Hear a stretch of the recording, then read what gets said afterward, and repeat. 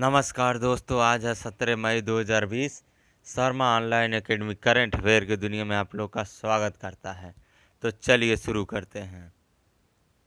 दोस्तों, मैं इस वीडियो के लास्ट में एक सवाल दूंगा जिसका आंसर आप लोग कमेंट बॉक्स में अवश्य लिखें। तो चलिए शुरू करते हैं। तो सबसे पहला क्वेश्चन है, अंतर्राष्ट्रीय प्रकाश दिवस कब मनाया जाता है? तो अंतर्राष्ट्रीय प्रकाश दिवस हर साल 16 मई को मनाया जाता है। इसे यूनेस्को हर साल मनाता है। तो चलिए दोस्तों, इस क्वेश्चन के बारे में और कुछ जान लेते हैं हम लोग। यूनेस्को द्वारा हर साल 16 मई को अंतर्राष्ट्रीय प्रकाश दिवस मनाया जाता है। यह दिन विज्ञान, संस्कृति और कला, शिक्षा और सतत विकास और चिकित्सा, संचार और ऊर्जा के रूप में विविध क्षेत्रों में प्रकाश द्वारा निभाई गई भूमिका को दर्शाता है। यह भौतिक विज्ञानी और इंजीनियर थियोडोर मैमन द्वारा 16 मई 1960 को लेजर के सफल संचालन की वर्षगांठ का प्रतीक है।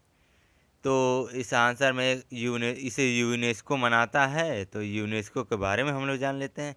तो यूनेस्को का फुल फॉर्म है United Nations Educational, Scientific and Cultural Organization. इसका हेड क्वार्टर है पेरिस और इसके हेड एंड्रे अजोले और इसकी स्थापना 16 नवंबर 1945 को हुआ था। 16 नवंबर 1945 को हुआ था। तो चलो दोस्तों, अगले क्वेश्चन की ओर हम लोग बढ़ते हैं। कोविड-19 महामारी से बचने के लिए 3D उत्पादों को डिजाइन किस संस्था ने किया है? तो कोविड-19 महामारी से बचने के लिए दो 3D उत्पादों का डिजाइन किया गया है। तो इसको डिजाइन करने वाले संस्था है NIPER गुवाहाटी। तो NIPER गुवाहाटी का फुल फॉर्म हम लोग देख लेते हैं।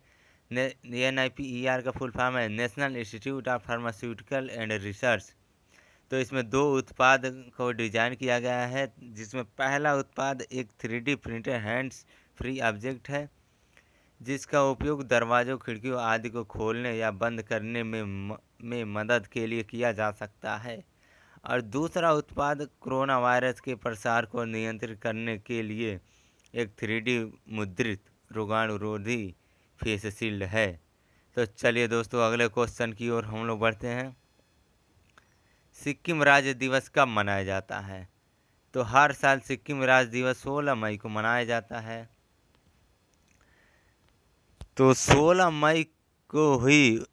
मई 1975 में सिक्किम राजतंत्र से भारत का 22वां राज्य बना था। यह दिवस लोगों की लोकतंत्र की पसंद है और सिक्किम ने पिछले 45 वर्षों से हमारे विशाल देश में एक दिव्य पहचान बना रखी है।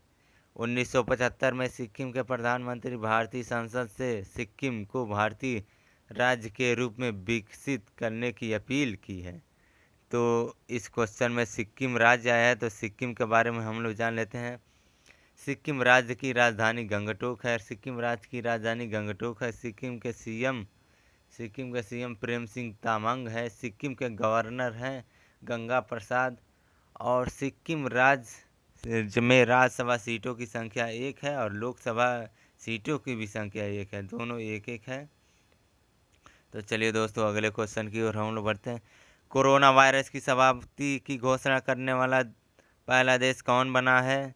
तो कोरोना वायरस को समाप्त की घोषणा करने वाला पहला देश स्लोवेनिया बना है। यह यूरोप महाद्वीप में स्थित है। तो स्लोवेनिया ऐसा यूरोपीय देश बन गया है जिसने देश में कोरोना वायरस महामारी का अंत करने की घोषणा की है। तो स्लोवेनिया आया है। तो स्लोवेनिया की राजधानी है जुब्लजाना। इसके प्रेसिडेंट हैं बोरुट पहोर और इसके पीएम हैं यानी प्राइम मिनिस्टर हैं जैनेस जोंजा। तो चलिए दोस्तों, अगले क्वेश्चन की ओर हम लोग बढ़ते हैं। भारत को वेंटिलेटर दान की घोषणा किस देश ने किया है? तो भारत को वेंटिलेटर देने की घोषणा अमेरिका ने किया है। तो अमेरिका ने किया है। तो अमेरिका के प्रेसिडेंट डोनाल्ड ट्रंप के अनुरोध पर अप्रैल 2020 में भारत ने अमेरिका को जो देश महामारी से पीड़ित था उसको 50 मिलियन हाइड्रोक्सीक्लोरोक्वीन टैबलेट के निर्यात की अनुमति दी थी। तो ट्रंप ने कहा कि कोविड-19 वैक्सीन संभवतः 2020 के अंत तक उपलब्ध होगी। तो इसमें शब्द आया अमेरिका। तो अमेरिका के बारे में हम लोग जान लेते हैं। अमेरिका की राजधानी है वाशिंगटन डीसी और अमेरिका के प्रेसिडेंट हैं डोनाल्ड ट्रंप। तो दोस्तों इस क्वेश्चन से हम लोग इतना सीखते हैं। तो चलिए दोस्तों अगले क्वेश्चन की ओर बढ़ते हैं। रक्षा परीक्षण अवसंरचना योजना की मंजूरी किसने दी है? तो रक्षा परीक्षण अवसंरचना की मंजूरी हमारे रक्षा मंत्री राजनाथ सिंह ने दी है।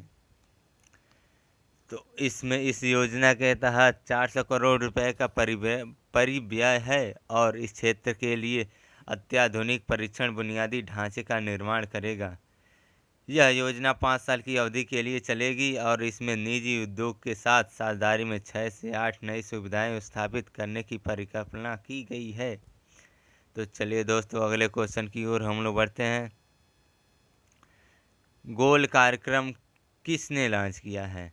तो गोल कार्यक्रम अभी हाल ही में अर्जुन मुंडा ने लॉन्च किया है।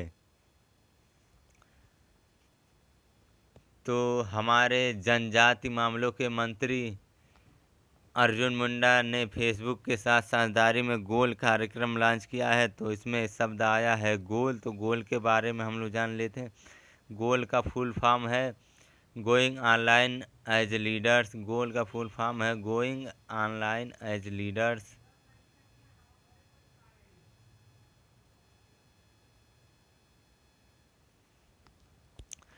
गोल कार्यक्रम डिजिटल मोड के माध्यम से आदिवासी युवाओं को मेंटरशिप प्रदान करने के लिए बनाया गया है।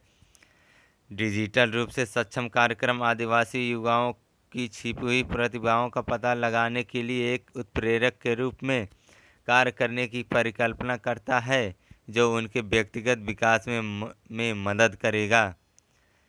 तो दोस्तों आप लोग के लिए आज का सवाल ये है कि सीबीएसई के नए अध्यक्ष कौन बने हैं? तो इसका सही आंसर दोस्तों आप लोग कमेंट बॉक्स में अवश्य लिखें। दोस्तों यदि ये वीडियो आप लोग को अच्छा लगता हो तो इसे कमेंट करें, इसमें कमेंट करें, लाइक करें, शेयर करें और सब्सक्राइब करें। तो दोस्तों आज का वीडियो यहीं समाप्त होता है। जय हिंद जय भारत।